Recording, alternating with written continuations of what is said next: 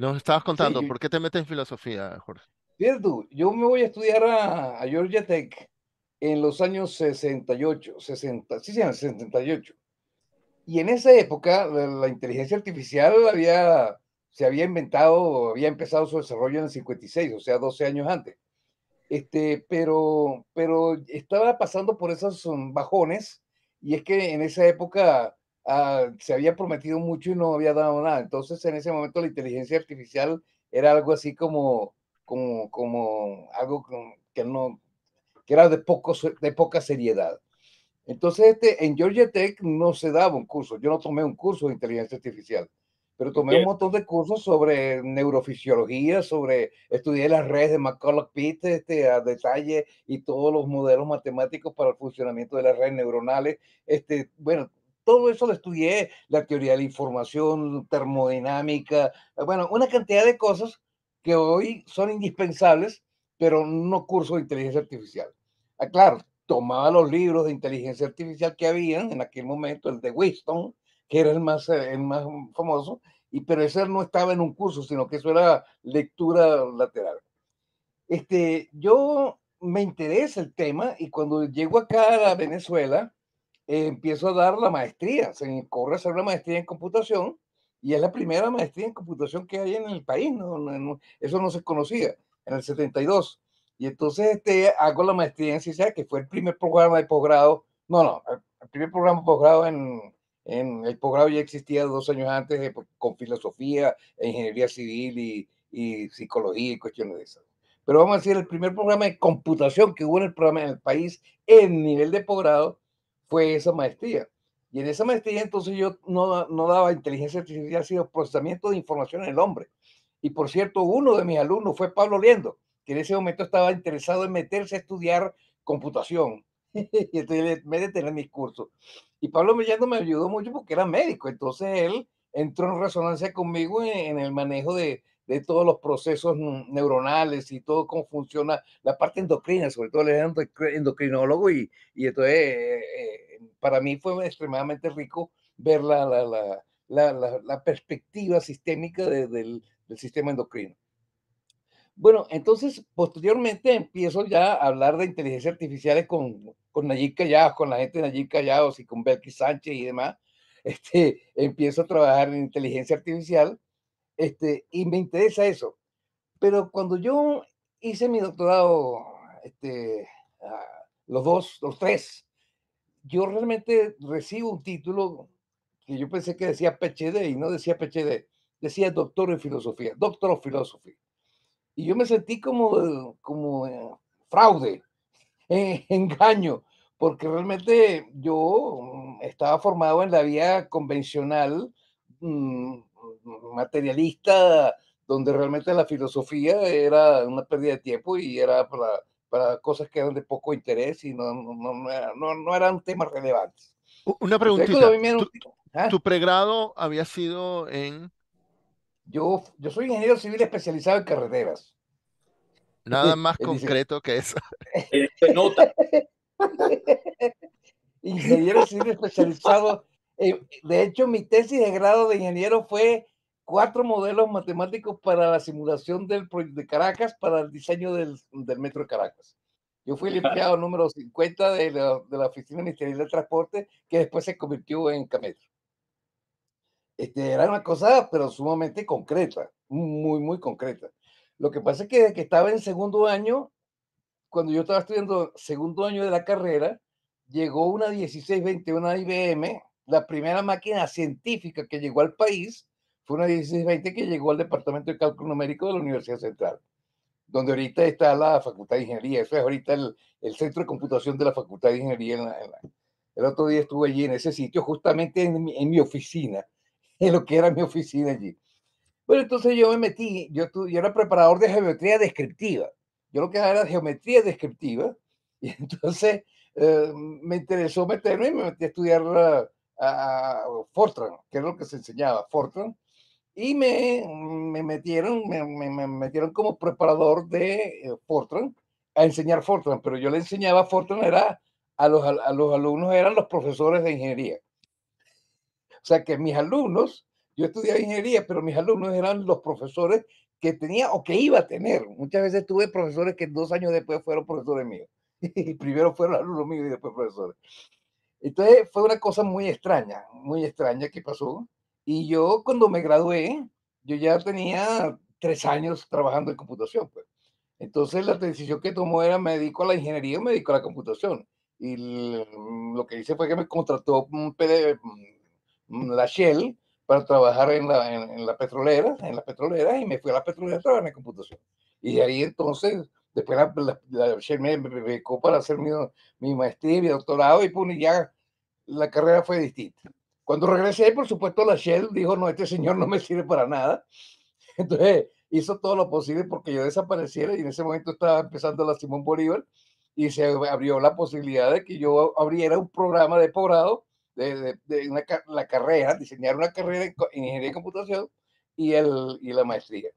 Entonces así es como entro yo a la Simón Bolívar, pero supuestamente fue con exoneración de mis compromisos con la Shell de trabajar 5 años para ellos, pero ya ellos no querían trabajar 5 años conmigo porque iba a generar muchos problemas.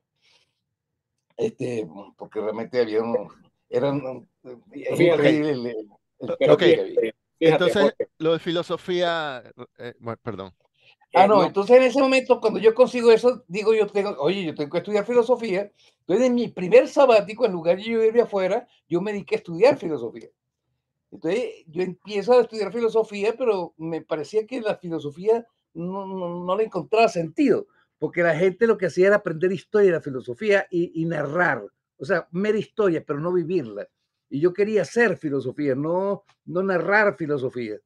¿Te das cuenta? Y por eso entonces, desde entonces yo dije, sí, yo voy a seguir estudiando filosofía, pero no para ser un filósofo, sino para hacer una filosofía de la inteligencia artificial. O sea, lo que me llamaba a mí era el sustento filosófico de la inteligencia artificial, que es lo que estaba planteando Emiro hace rato y por eso es que yo me dediqué a hacer esto. Entonces, por ahí es que entro yo, pero yo lo presento como computación porque la inteligencia artificial es una cosa pero extremadamente específica de un área muchísimo más importante que es la computación, que para mí es más importante hablar de computación que de inteligencia artificial, tanto que esto es una consecuencia muy particular. Ok, Emilio, ibas a pero hacer un eh, comentario. si me permite decir, Jorge, sí, tienes razón y no tienes razón en el siguiente sentido. La inteligencia artificial, si uno la ve solamente como una rama de la computación, sí, es solamente una rama de la computación, pero es que yo no creo que sea solamente una rama de la computación. Una de las cosas interesantes que tiene la inteligencia artificial es que ha unido campos que antes se pensaban muy disímiles. Y no me refiero a utilitariamente, porque, por ejemplo, la computación históricamente ha sido muy utilizada en forma utilitaria. Monto un algoritmo para resolver un problema de ingeniería, monto un algoritmo para resolver un problema de tal cosa. Pero en la inteligencia artificial hay otra intención y entonces hay una vinculación con la neurociencia que es muy interesante también y que va mucho más allá de la computación. Entonces, ahí hay una imbricación de unas áreas bien interesantes. Hay un problema, el que se llama The Hard Problem of Conscience, que también es muy interesante, que es el problema duro de la conciencia. Está el problema fácil de la conciencia y el problema duro de la conciencia. Y el problema duro de la conciencia, para mí, en parte, una de las formas de tratar de explorarlo y de entrarle es a través del estudio, cuando uno trata de que un algoritmo, una máquina, para decirlo de esa manera, o un ente no biológico, se vuelva sentient, eh, que pueda sentir, Sentir. razonar. No sé si la palabra es sentir, porque en inglés es otro el término, pero bueno, este, cuando tú puedes hacer eso, tener sensaciones. sí, tener sensaciones, cuando puede ser un sentir órgano, se puede tener sensaciones, coño, pana, estamos hablando de algo que va mucho más allá simplemente de la computación, pero donde la computación nos está abriendo unas puertas increíbles porque nos está enseñando, entre otras cosas, cómo aprendemos. ¿Ves?